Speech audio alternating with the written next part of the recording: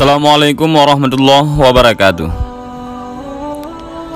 Nabi Muhammad SAW adalah Nabi dan Rasul terakhir yang ditugaskan Allah untuk menyampaikan risalah langit kepada umat manusia.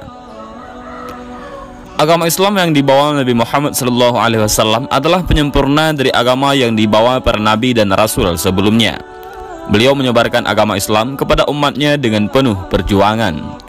Nabi Muhammad SAW mengalami hidup yang berliku meski menjadi manusia istimewa dan pilihan Allah. Terlebih ketika menyebarkan ajaran Islam, beliau menghadapi berbagai macam rintangan, tantangan, penolakan, halangan, dan bahkan upaya pembunuhan. Meski demikian, beliau menghadapi itu semua dengan penuh kasih sayang, karena Nabi Muhammad SAW diutus Allah ke dunia ini tidak lain dan tidak bukan adalah sebagai rahmat bagi semesta alam tanpa terkecuali satu makhluk pun. Dalam salah satu ayat Al-Quran, Allah juga menegaskan bahwa dalam diri Nabi Muhammad SAW terdapat suri teladan yang baik, uswah hasanah.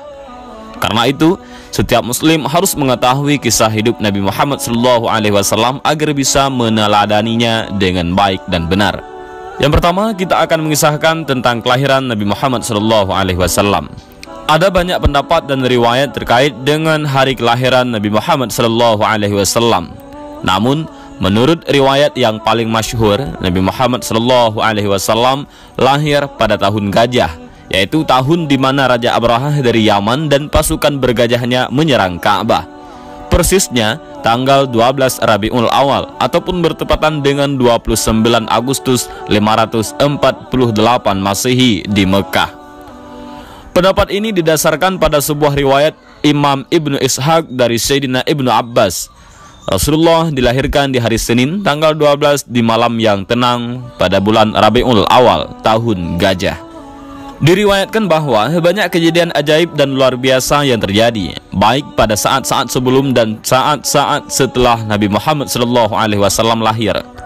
Pada malam menjelang kelahiran Nabi, pintu-pintu surga dibuka lebar, pintu-pintu neraka ditutup rapat-rapat, ribuan malaikat turun ke bumi, bulan terbelah, bintang-bintang bersinar terang, dan burung-burung yang penuh cahaya memenuhi rumah Sayyidah Aminah, ibunda Nabi Muhammad SAW.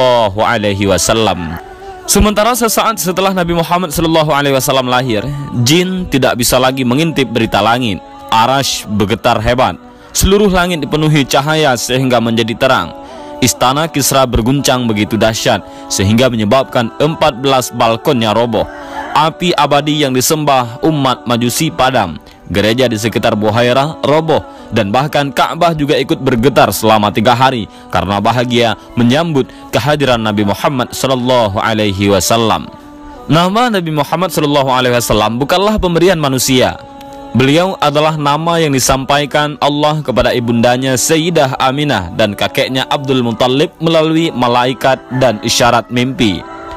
Dalam satu riwayat seperti tercantum dalam As-Sirah An-Nabawiyah karya Ibnu Hisham, Sayyidah Aminah didatangi malaikat ketika sedang mengandung. Kepada Sayyidah Aminah, malaikat tersebut menginformasikan bahwa anaknya yang berada dalam kandungan itu adalah pemimpin umat dan meminta agar menamainya Muhammad. Begitu juga dengan sang kakek Abdul Muttalib. Beliau mendapatkan inspirasi nama Muhammad dari mimpinya. Jadi pada saat cucunya lahir, Abdul Muttalib membawanya ke dalam Ka'bah dan bertawaf. Setelah itu, beliau keluar dan melewati kerumunan massa. Mereka kemudian bertanya kepada Abdul Muttalib perihal nama cucunya itu. Maka dijawablah kalau nama cucunya adalah Muhammad. Orang-orang kembali bertanya mengapa dinamakan Muhammad. Sebuah nama yang terdengar asing di telinga masyarakat Arab pada saat itu, karena tidak seorang pun dari nenek moyang dan bangsa Arab yang sebelumnya menggunakan nama itu. Sesungguhnya aku sangat ingin semua penduduk bumi memujinya, jawab Abdul Muttalib. Secara bahasa, Muhammad berarti yang dipuji ataupun yang terpuji. Nabi Muhammad SAW adalah yatim piatu sejak kecil. Beliau ditinggal wafat ayahnya Sayyidina Abdullah ketika masih di dalam kandungan. Sang ayahanda jatuh sakit dan kemudian wafat dalam perjalanan balik ke Mekah setelah sebulan berdagang di Syam. Beliau kemudian dimakamkan di Madinah. Sementara sang ibunda Sayyidah Aminah wafat ketika Nabi Muhammad SAW berusia 6 tahun. Nabi Muhammad SAW hidup bersama sang ibunda selama 3 tahun, atau hingga beliau berusia 6 tahun. Saat usia 1 hingga 2 tahun, beliau hidup bersama dengan sang ibu susuannya, Sayyidah Halimah As-Sa'diyah, di kampung Bani Sa'ad. Waktu itu, keluarga Arab kota memiliki kebiasaan untuk menitipkan anak mereka yang baru lahir kepada perempuan desa ataupun gurun untuk disusui. Hal itu dilakukan agar anak mereka terhindar dari penyakit yang ada di wilayah perkotaan, agar anaknya memiliki tubuh yang sehat, dan agar anak-anak mereka fasih dalam berbahasa Arab. Begitupun dengan Sayyidah Aminah, beliau menitipkan anaknya Nabi Muhammad SAW kepada Halimah As-Sa'diyah beberapa saat setelah melahirkannya. Dengan demikian, Nabi Muhammad SAW menghabiskan masa anak-anaknya, yaitu masa balita, di kampung Bani Sa'ad. Kehadiran Nabi Muhammad SAW membawa keberkahan tersendiri bagi Halimah dan keluarganya.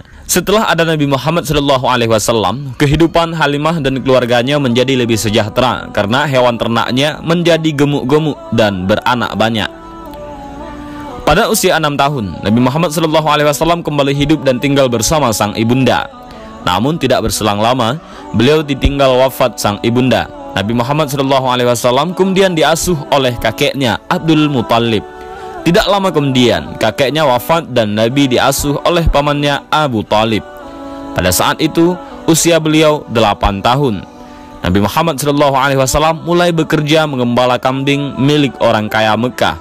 Setidaknya, ada 3 alasan mengapa Nabi Muhammad kecil akhirnya memutuskan untuk bekerja mengembala kambing. Yang pertama, membantu meringankan beban ekonomi Abu Talib. Yang kedua, mengembala kambing tidak butuh modal. Yang ketiga, Nabi Muhammad SAW senang berada di padang yang luas karena di sana beliau bebas merenungkan segala sesuatu secara mendalam tanpa ada yang mengganggunya. Beliau menjadi pengembala kambing kurang lebih selama 4 tahun. Pada saat usia 12 tahun, beliau diajak Abu Talib untuk ikut dalam kafilah dagang ke Syam. Sejak saat itu, beliau semakin menekuni dunia perdagangan. Hingga suatu ketika, seorang saudagar kaya Mekah, yaitu Sayyidah Khadijah, membuka lowongan kerja bagi siapa saja untuk menjajakan barang dagangannya.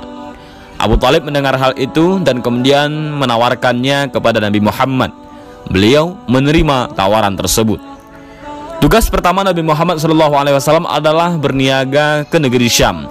Beliau ditemani Maisarah, budak Sayyidah Khadijah, dengan membawa barang dagangannya berupa kain-kain. Berkat kerja keras, sikap jujur dan amanah, Nabi Muhammad SAW berhasil menjajakan barang dagangannya.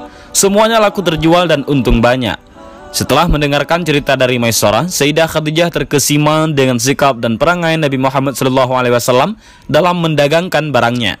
Dalam beberapa buku disebutkan bahwa Nabi Muhammad SAW sudah menjadi pemimpin kafilah dagang ke luar negeri pada saat usianya baru 17 tahun. Beliau berdagang hingga ke 17 negeri lebih, diantaranya Syam, Yordania, Bahrain, Busra, Irak, Yaman, dan lainnya.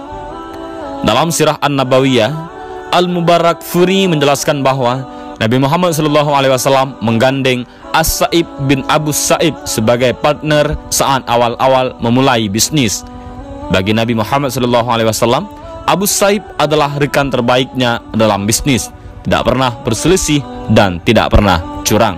Dan inilah sedikit kisah dan biografi Rasulullah SAW dari kelahiran sampai masa remajanya. Mudah-mudahan kisah ini bermanfaat, dan jangan lupa untuk membagikan kisah ini kepada kawan-kawan yang lain agar semuanya bisa mendapatkan manfaat. Allahu a'lam bishawab.